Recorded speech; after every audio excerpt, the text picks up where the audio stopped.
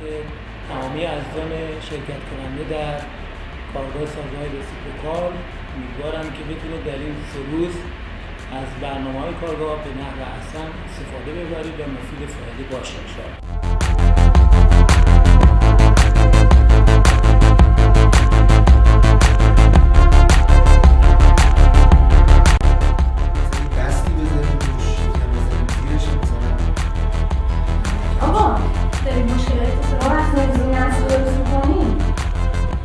بسیار خوشحالم که اعلام بکنم ورکشاپ سازه‌های رسیپروکال به همت دانشگاه هنر اسلامی تبریز و جمعی از دانشجویان تحت گروه معماری آرتک از 3 تا 5 اسفند برگزار میشه.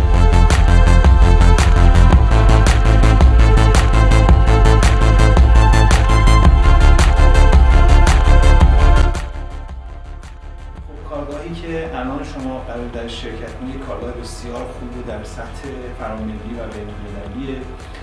نه تنها شما خب فرض بر اینکه با مسائل هنری معماری آشنایید و مسائل انسانی و روانشناسی معماری آشنایید، یک ضلع دیگه یعنی مثلث تکنیک ها و تکنولوژی معماری که حتما در این کارگاه یک در حقیقت دریچه‌ای در این حوزه براتون باز خواهد شد.